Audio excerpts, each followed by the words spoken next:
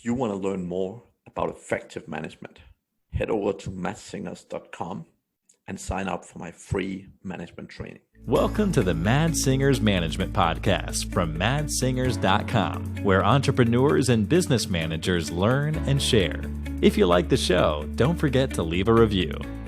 Hello, and welcome to this episode of the Mad Singers Management Podcast. Today, I'm joined by Isaac Smith. Welcome to the show, man. Hey, Mads. Thank you so much for having me. I'm really glad to be here with you. I am excited about today's show. We did a podcast on your podcast a while back, and that was very, very fun. So yeah. I'm really interested and eager to have you on this show. So I'm looking forward to it. Thanks. Yeah, it was really great to have you. I love to dig into stories. So it was great to hear like how you came up, what got you interested in management, and that whole story. That was really cool to hear. Excellent. There is still a few people around the world that don't know who you are. Would you mind doing a quick introduction to those? Which sure. I'm sure is few individuals, but someday. So I'm a husband, a father, son, all that good stuff. I've been in e-commerce for the past 6 years or so, and last year, I keep wanting to say recently, but now it's been over a year. I can't say that anymore. I sold e-commerce business last year, and since then, I've been helping people with bookkeeping. That's been a big area that I've focused on because it was a pain area for me, and I know a lot of people have trouble with it. And I also started a podcast where I interview awesome people like yourself, other business owners, and really get to hear people's stories, lessons learned, things like that. So that's what I've been up to lately. Cool. And how long did you run your e-commerce business? Well, the one that I sold at the time of the sale had been running for 4 years. I started in e-commerce in 2014.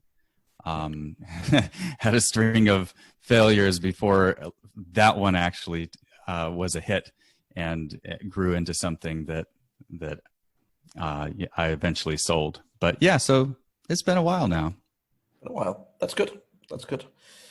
So a couple of things we want to talk about today. I think let's start out with hiring, because that's something I know you're very passionate about. So obviously lots of the audience hire people, and many of them, I guess, do it for the first time. But many have maybe done a few hires already.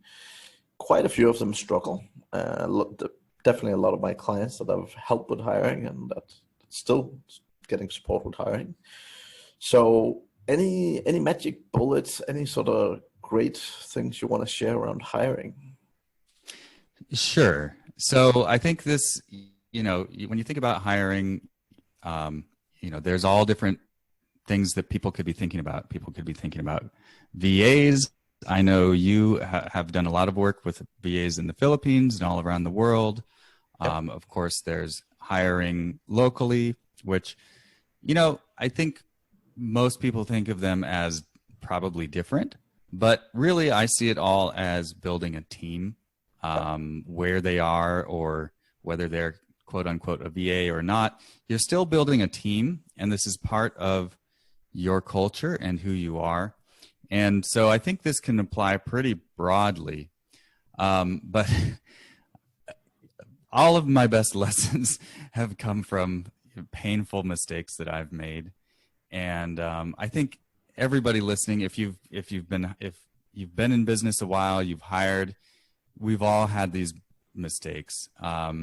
Especially hiring VAs, it is hard because you just don't know, they're all the way in the Philippines or somewhere, and it's hard to get a sense of like, what does this person actually expect? So I made a string of mistakes. And it took about, I think I hired 4 full-time people that all just ended horribly. Just you can imagine, I'm sure everybody's had that experience where you either hired the wrong person, or you didn't set them up for success. You didn't give them expectations, for what the job would really be like. All of these things. I was working with one guy for 10 months, and then it just became just really difficult to get anything done. So yeah, these are experiences that I think a lot of people have. And after about the fourth one, that was like over a year into my journey of hiring, I finally had to just sit back and reflect and think, gosh, are these people really, are they really that bad, or is there something wrong with me? And when you put it like that, it kind of stings a little bit. But I mean, what is the one common denominator among all of these things? Really, it's me. And so there were several points along the way where I said, forget it. I'm never hiring. I'm going to figure this out on my own, or it's just too much pain to try and go through that process again. I'm just going to spend a few months on my own. But after you do that a few times, you realize you just can't get around it. You've got to build a team. And so the thing that really gave me that sort of light bulb moment, I was really frustrated with having to do this all over again. I didn't have any training in place. I was just, one-on-one training all these people. And then, they'd quit, or they'd just wouldn't perform, and I'd have to say, sorry, this isn't working.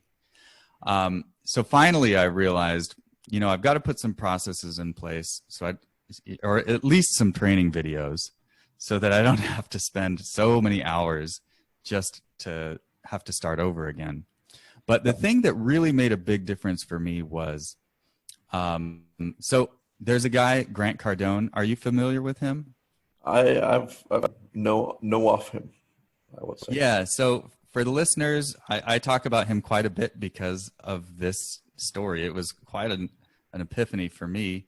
But Grant Cardone, if you're not familiar, he's one of these online business guys. He's very loud, very vocal, very brash. He's kind of in the vein of like a Gary Vee. I don't really agree with everything he says, but he has a pretty good book, which is the 10X rule, which will light a fire under you if you need that. And he said one thing that really hit home for me was, so he's a sales guy. So he trains salespeople. That's his main thing. And he's also does real estate. And so he said this thing that kind of, I guess, changed my life is, he said, I'm always selling. Even when I'm buying, I'm selling. And I thought, well, that's interesting. What does he mean? And I think this is in the 10X rule book. And he said, for his example was, so he buys apartment buildings. And he said, when I'm bidding on an apartment, maybe there are 3 or 4 other people bidding on this. And I don't just put my bid in and wait.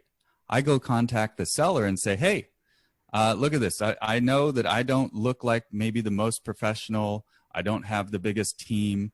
Maybe these other guys look more attractive to you in that way. But here's what's going to happen if you sell to them. They've got a board of directors that you're going to have to get approval from.'t to have to go through all these hoops, all these people are going to have to sign off. But if you sell to me, I'm your man. We sign, we get the deal done, and we go. You don't have to go through anyone else. And I thought, wow, that is such a great attitude, because he's right. Like, even when you're buying, you should be selling. Yeah. So, I mean, real estate, what does that have to do with me? I don't do real estate, but I think I heard that at the right time. And I realized, oh, hang on a second. I'm not buying talent. I'm not buying somebody's time. I'm actually selling an opportunity.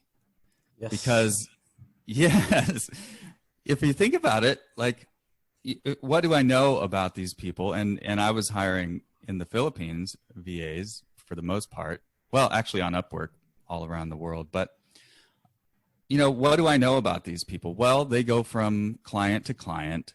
Usually they're treated pretty poorly.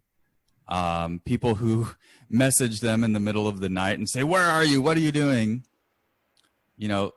And they probably would like some stability in their lives and maybe some opportunity to build a career, which they can't really doing this freelancing stuff. So I realized, well, actually, first of all, I'm a kind of a nice guy, I think.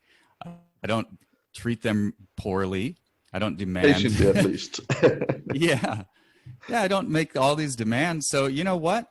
Actually, I actually have a lot to offer. And so as soon as I made that switch in my mind, everything changed.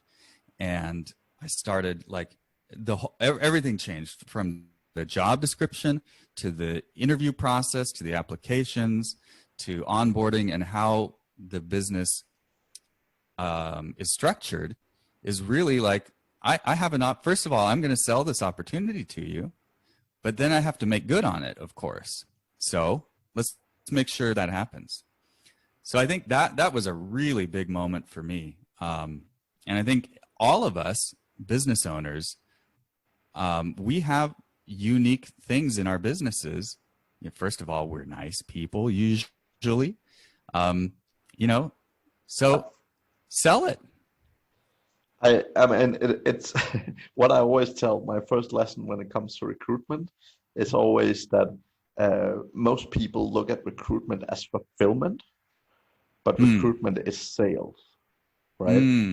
If you just want to fill a role, I mean, you can pick anyone anywhere, and they can do a shitty job for you. But if you want the best talent out there, you gotta sell your business, right? You gotta sell not just the opportunity, but the business, the culture. Like, you gotta sell, right? And that's exactly what you're saying. So totally agree with that. Yeah. And I can tell you, even from the job description, like I changed the job description. Used to be, here are all the things I want you to do. Here are these requirements. These are the tasks. And you think about that, who's going to be inspired by that? The people who have choice to choose a good job, maybe they've had some experience or they have a reputation. They don't need to pick up that crappy job. But if you lay it out as, hey, here's an opportunity, get excited, it actually brings different people to apply to you. And so I hear a lot of people complain like, I'm just not getting great people. But you're only getting the bad people to apply to you. The great people are not even clicking through. Yeah. Spot on. And I see that as a mix, right? It's a mix between selling the opportunity, but it's also about understanding how to sell it. Because I think, like, fundamentally, so many people, when they do a job ad, they find a similar job ad on a typical job site and they make a copy, right? And they're like, oh, this is the responsibility and blah, blah, blah. Yeah. Right? But that there's no drive in it, right? Like, there's no appealing. Like, my philosophy of recruitment is very simple. The best people are rarely unemployed. Yeah. Right? And I think that's such an important mindset to have, that basically you're not going out to steal an employee. That's not the mindset, right? But the mindset have to be that you're looking for someone who's already so good that they're already employed and they're probably already doing an amazing job somewhere else, right? Because if you approach things that way, you like so often when I see people, they're like, oh yeah, someone should be so lucky to get to work with me. And I'm like, no, it's an opportunity, yes, but you don't want someone that, can't even get a job and is super lucky Mm-hmm. just to get your opportunity. You want someone that you're lucky to get. And Yeah. obviously it have to work both ways, right? But fundamentally, you're looking, if you want the best people, and if you're a business owner, trust me, you do, you have to make sure that you really position the job the right way, right? Yeah. And I'll give, for those listening, if you're thinking, by the way, I love that your description of people. That's what I did the first time I hired, because what should I put in this job description? So I went on and looked at all the similar ones, and I'll put that too. But yeah, for those listening, if you want to know exactly how I did and how I continue to do it is, I start out, it's no longer is this a job description. This is a sales page. And even though it may be on a job board, it's still my sales page with a great headline. You got to get that person to click through. Then at the very top is like, are you a rock star? Yes. Then we should work together. And then the very next line is like, here are all the reasons why you should be excited to work for me. Then I list them out, like, I'll invest in your education, which is true. If you want to move up and take on more responsibility, why would I not want that? Yeah, I'll pay for a course or training or whatever it takes. And so people who have aspirations and they're ambitious, that really gets them excited. Yep. Definitely. And I think, again, it's the mindset thing, right? But I 100% agree. I think one of the things that you actually touched on in the beginning was the fact that, if people hire in cheaper cost location like Asia, or if they hire locally, one of the big things I see people fail with is management, right? Because what I see them fail with is they treat the people they hire locally totally different than someone they hire, for example, in the Philippines. And the problem is, if you're not treating someone as a proper employee, but you're still expecting amazing input, then you're going to be really disappointed, right? Now, on the other hand, like, I have clients that have built $1 million businesses that are run 100% by Filipino people, right?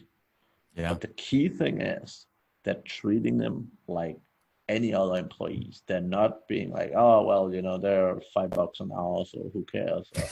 Like, that's not the mindset, right? And if you want to be successful, that should not be your mindset, right?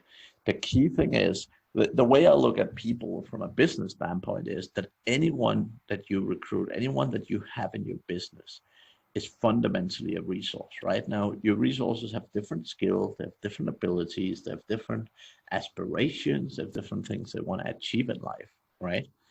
But fundamentally, they're all resources. They all cost you money, but they all have a certain amount of time. And basically, and this sounds horrible, but management is fundamentally manipulation, right? But it is about it's about manipulating people. It's about manipulating people to do the best thing you believe they can do within the time they have, right? Because one of the things is with human nature, right? A lot of people, if you sit them down and say, sit and stare at this computer, or sit and play games, or sit and waste your time, basically. What happens is, if you don't have the drive to do something productive, if you don't have the drive to do something, what will happen is, when you've been sitting and playing games for a certain period of time, your drive to do something disappears. Right? And when I say manage manipulation, what I mean is, you really have to manipulate people. Sometimes people come with a great attitude and they're 100% on, but you really have to manipulate people to some extent uh, into giving their best, right? And I use the word just because it is a little bit controversial, but that's really how I look at it, right? Now, your responsibility when you're manipulating people is to make sure that you're doing it in what you feel is the best for them and for you, right? So you're not trying to manipulate them into doing a crap job. You're trying to manipulate them into doing a good job and really utilizing the time they work for you for the best potential outcome, right? That is, I can totally relate to what you're saying, because like, and actually I've been coaching some people through this process lately, and yesterday I was working with someone and going through, we were talking about how you after you hire someone, your job's not done. You don't just go, okay, see ya, right? I discovered through reading books and also from doing it wrong so many times, you really need to have a strong, I guess, team indoctrination program where you talk about or have videos about, like, these are our values. This is what we do. This is why we do it. And also talk about your story. And so, because you want to build a connection with these people. And if you do this right, it's just video, but it's amazing how deep of a connection you can create with somebody just by saying, here are these series of videos, and actually being honest and vulnerable. And so, like, for example, like, I talk about my journey as an entrepreneur, how I've struggled, some of the things that I've felt, some of the really low moments, and being very, even actually showing emotion on the camera. I can't tell you the response I've gotten from the team. Like, I didn't expect it. Like, we suddenly have a really deep bond. And I kind of, sometimes I feel a little bit guilty, like, this is so powerful. I have to be very responsible with what I do, because it's really, I knew that that's what I was going for, but I didn't realize how powerful it would be. That makes a lot of sense. That makes a lot of sense. And it's So you said manipulation. I thought, oh man, yeah, that it feels like it sometimes. yeah, but I think the key thing is to carry it with that responsibility, right? I mean, a little bit like when you're raising kids, as an example. Not that it's comparable, but in the same way, right? You're trying to get the kids to do what is gonna be beneficial for them in the future, right? So you're trying to teach them habits that will be beneficial for them in the future, etc. And fundamentally, that's also manipulation to some extent, right? So yeah. And actually, that makes me think, I was having a conversation with someone yesterday about something similar, something that you and I have talked about before, which is, don't answer their questions, right? And excuse me, with my daughter, there are so many questions that, of course, I do answer some of them, but I really try to say, well, what do you think about that? Because I want her to think critically about the world around her, and eventually I'm not going to be around, so I want to train her to do that. So and it is very similar with your team, training them to think critically about what they're doing rather than come running to me for every little thing. yeah, definitely. And yeah, I think that's very good. That's very good. Any other sort of great hiring tips and tricks and so on? Well, yeah, hiring. I think it starts by you've got to attract the right people, and like you say, I have not figured out like you say, um, the best people are already employed, and so I haven't mastered that the art of finding those people.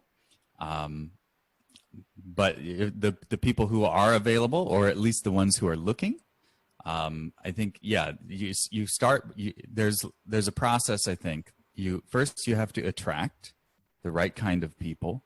Yeah.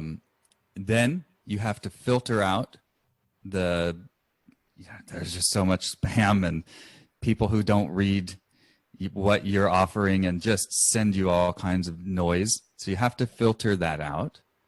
I think most people know about like putting an Easter egg in the job post somewhere, making sure they read it. But then also you want to test people. And so, you can easily do this by creating your own application on Google Forms or something like that, where you put in some testing, like have them actually do a little task, see if they can do something on their own. Yeah, I think by that. the way, the whole point is when you do that, like that, all these typical sort of people who are just sending out 400 resumes every day, right? When there's a test or when there's a challenge and whatever, most of those people just don't answer, and Yeah. it's definitely a way to sort of filter out at least a proportion of those people, right? Yeah, and before I did that, I used to talk with everybody. I would message people back and forth for a while and then go, okay, yeah, let's get on a Skype call and talk with these people and find out, no, these are all just none of these are right. And I would have to talk to so many people. But like, for example, when I was hiring somebody to do customer service, I wanted to make sure that they had some grasp, some understanding of simple math. Like if a product costs us this much and we're selling it for this much and we have a credit card fee, what's the profit? I want to make sure that the person I hire is able to think through something like that.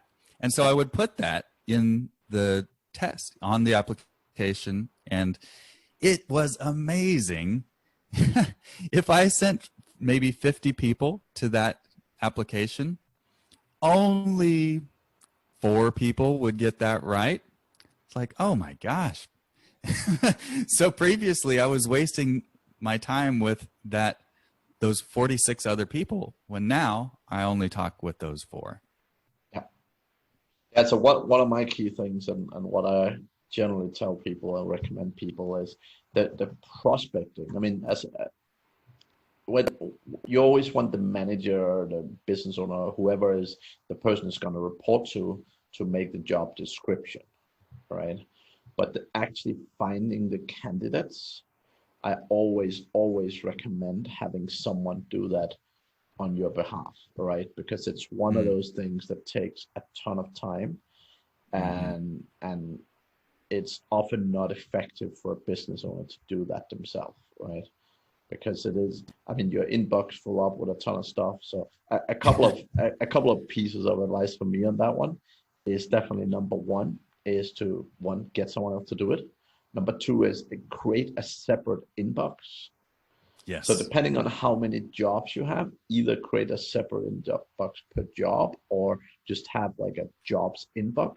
But what you want to avoid is you definitely don't want to bombard your own inbox with hundreds of applications, right?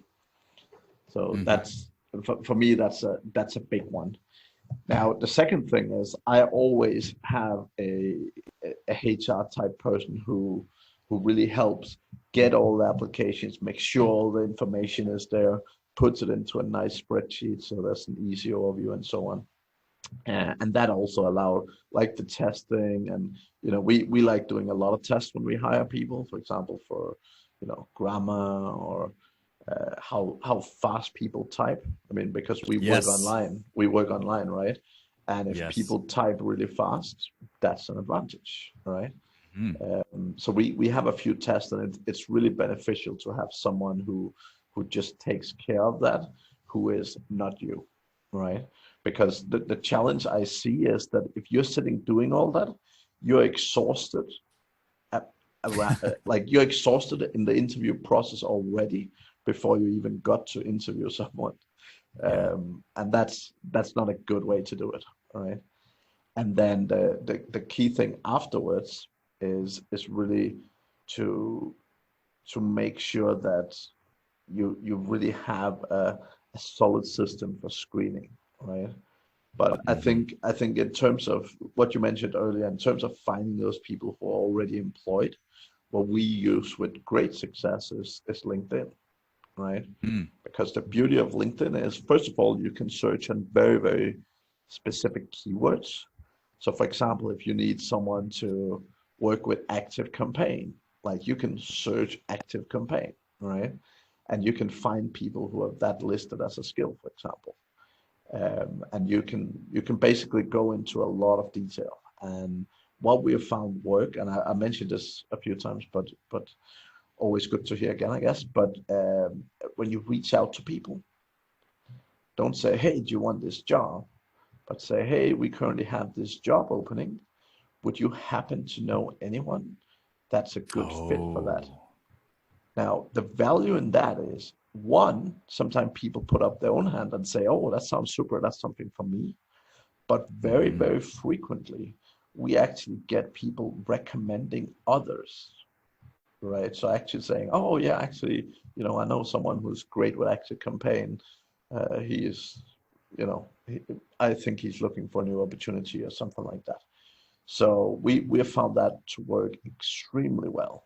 And on the flip side, we've had a couple of times when we started out with LinkedIn where we were basically saying, "Hey, I can see you have a great skill set, whatever. Are you interested in working for us?" So we went very direct in the beginning. And the problem with that was within one or two messages, it ended up with like, "How much are you paying? I'm currently getting paid XYZ." And it basically just became a numbers game rather than Mm. a job application. And if you start off like that, you're Yeah. already on the back foot because if you talk salary or if you talk benefits and things like that before you have even talked to the person, uh, yeah, it doesn't work from a recruitment process point of view, right? Yeah. So That's very interesting. It makes me think like, if you want to come back around to the sales thing, it's like talking features instead of benefits, kind exactly, of, maybe. I don't exactly. know. Excellent. Okay, so in terms of then bringing people on board, like when you actually find someone who you feel is a great fit, what do you do to ensure that they're going to be a success? Oh man, I think this is something that's ongoing. You know, um, I, wa- I was thinking it would be good to set some context, and I always start out. I have this series of trainings, and of course, in I was going to say in person, but one-on-one conversations. I want to, I'm building a team. I'm building a family here, and I want to make sure that we continue that to have that kind of relationship. And because I go back to thinking about, I used to have some really crappy jobs, and I think about this all the time. And in fact, it's even in my training. I say this, why are you here? Actually, that's the very first thing I say after welcome. That's the second video is, why are you here? I'd like you to think long and hard about this because we could be anywhere, you and I, doing anything, and yet we chose to be here. Um, and I've had some pretty crappy jobs. I imagine you have as well. Um, and so we have a choice to make. Why, why, we could recreate that awful experience if we wanted to, but why would we do that? So, so let's have sort of this agreement that we're going to make this awesome. I'm going to do my best to make this a really great place for you. I'd like you to do your very best to make this a great place for you and me and the team. Excuse me. And so like, I think it's really important to like, first of all, think about that for yourself. What are you creating? And if it's not a fun place that you love to be, why do it at all? You know? Yeah. And so I think that, you know, if you start with that attitude, I think that can permeate the rest to everything else that you do from there. Because really, we might as well enjoy ourselves and be passionate about our work, do a great job, and have fun while we're doing it. Yeah, totally agree. Totally agree. Yeah, so I think it's, you know, that context is really important to set at the very beginning, and then, yeah, throughout your training and onboarding, you know, just know that I think most people want to throw people in. That was always my attitude. Here you go, go do this work. How do you do it? You'll figure it out. But you know, there is some aspect of learning while you're doing, but the longer I'm in business and the more I'm working with people, the more important it is to me to go back and make sure that context is really set from the beginning. You know, if I have to make this initial training period longer, great. Because I know that the more I get that right, the less often I'm going to have somebody who's not a fit. We have to part ways, whether they quit or I have to fire them, you know, 6 months later, and then we got to start this whole thing over again. Yep. And oh, dang it, I had a point there, but yeah, I think people worry about taking too much time there, but really that's really an investment, and it's going to pay off. So that ROI is going to be huge because they're going to work better. They're going to be happier. You're going to have to do this less often. Yeah, and I totally agree. I mean, fundamentally, right? Like, so many business owners look at it and they're like, "Oh, it's going to take so long. It's not worth the time. I don't want to spend the time." And yeah, I mean, if you own a business, if you're hiring people, your number one job is to make sure they succeed, because that is gonna be your business. Your business is people. If you're like, yes, you can be a freelancer and make some decent money, but if you're building a company, if you're building an actual business, a business is based on people, right? It's not based on what you do as an individual. It's based on the people in the company. And if you don't build up that organization well, you're not going to be successful. Yeah. And, you know, actually the other thing that this does for you, if you're really thoughtful and you put together a training program that really connects with people, like I was describing, like really you're building such a strong bond, that's going to really weird people out if they're not a good fit. So like I said, the second video I have in the training program is me saying, "Why are you here?" I'd really like you to think about that. I have other videos, like I said, where like I'm getting quite emotional. I'm not a blathering idiot sobbing, but you know, you can see it on my face. What I'm talking about was a painful experience, and if that kind of creeps people out, I think that's good, because then you're not the right person. And please self-select out right now before we have to do this, you know, 6 months down the road. So it really does, you know, it makes people feel weird if they're the wrong person. And the other people who are the right people, you're going to create such a strong connection with them. And I've seen this happen in my team. Like I said, it was much stronger than I anticipated. So yeah, it sounds, I know people, if this is the first time you're thinking about this, it probably sounds a little weird, maybe a little woo woo or something, but wow. And you don't have to be I'm kind of I suppose more of an emotional than logical person. So if you're on the other side of that and you're more reserved and logical, if that's how you behave, you're going to attract more people who fit in with that. What works for me works for me. But either way, setting these intentions and making sure this is a good process is really important. So like we were talking about filtering out people before you hire them, that process doesn't stop even after you've hired them. You still, we're all going to make mistakes and hire the wrong person every now and then. So you want to still be able to filter those out. Yeah, 100%. Yeah, I mean, lots of these good sayings like hire slow, fire fast, and so on. The problem for most people though is they just end up firing all the time because they're not investing the time and energy in the recruitment process, right? But totally agree. Yeah, totally agree. Okay, that's good. Any other things? So what about in terms of training and getting up to speed? How do you making sure people perform basically? How do you go around that? Yeah.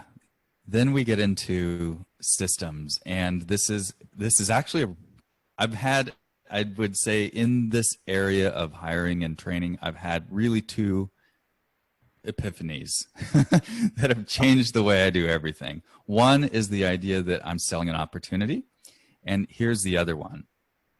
In the business that I sold last year, I had it documented down to just a T. It was just perfect. Everything was documented, and I was so proud of that.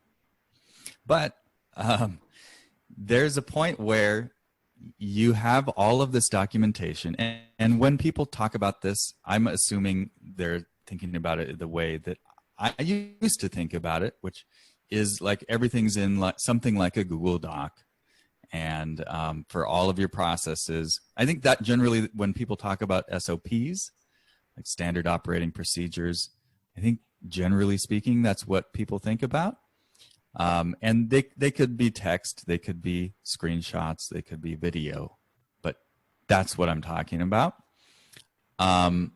Here's the problem with those types of systems is somebody will watch these videos or read the training once while they're training. And then, they might do their job right a few times. And then a few months later, you start seeing little mistakes. And at first you don't think about it. You go, oh, okay. Hey, why don't you fix this? And then that mistake happens again and again. Or the other side is you start getting these questions. And I think human nature is to just answer the question and don't think about it too much. Just answer the question. So that happens a few times. And then this happened to me. I realized, hey, wait a second. There's training on this. Why are you asking these questions?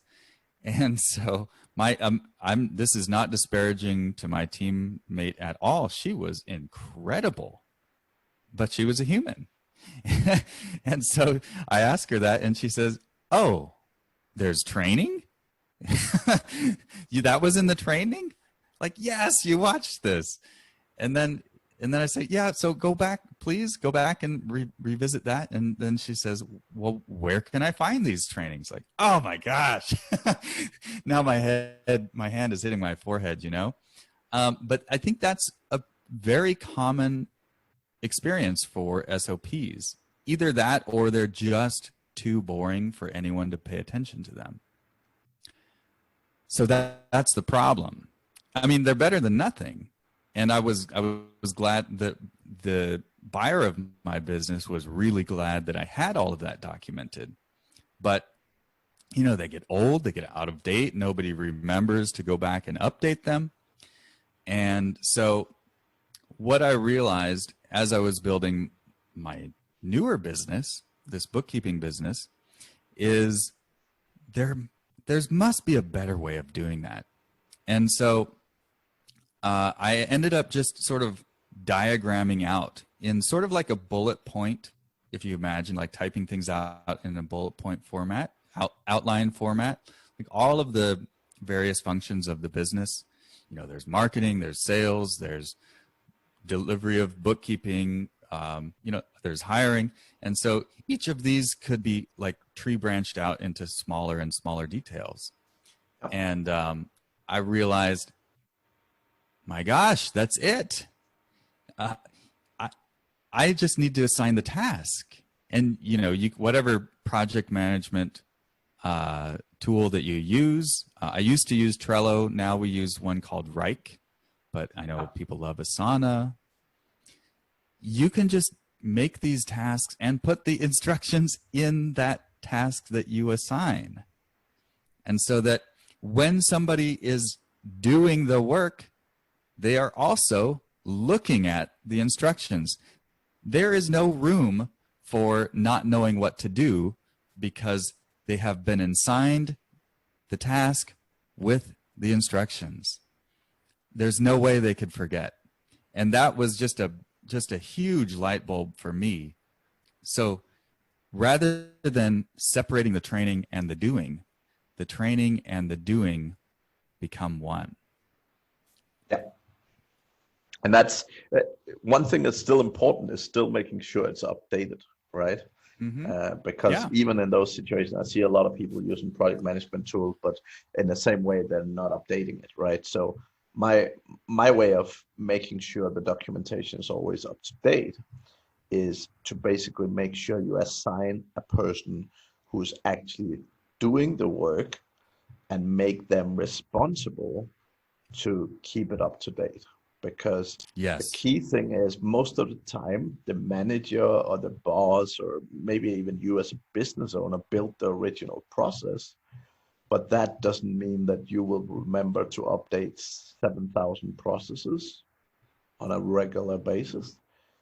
And that is what you need, right? If you want to have company processes that are generally up to date, that is what you need, right?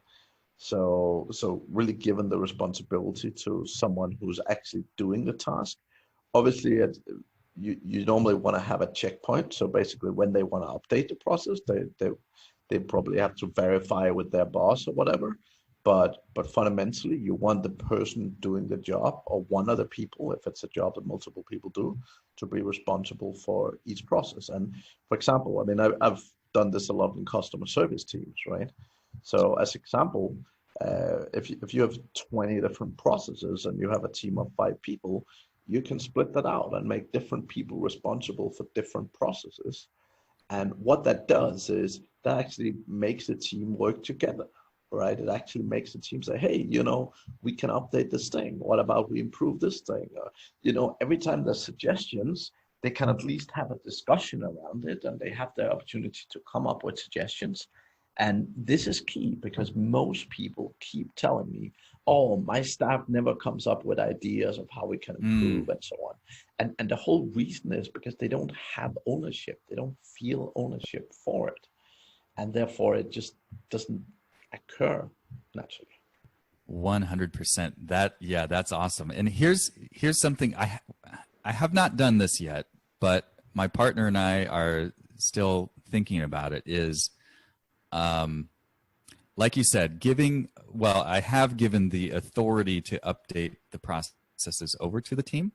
And I do this myself actually is, today I was sending out a proposal to somebody, and I used to just go through it mentally but I have a checklist now where it says, okay, open up this file, make a copy, put in the person's name, check. And that it makes my life simpler.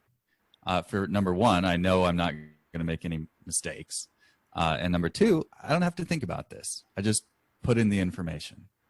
But yes, giving that authority over to the team, I think, yes, absolutely. Because when I'm going through my checklist, it happened today. I realized, oh, wait a minute, that that checklist item shouldn't be that. It should be something else. So I go in there and I update the template immediately.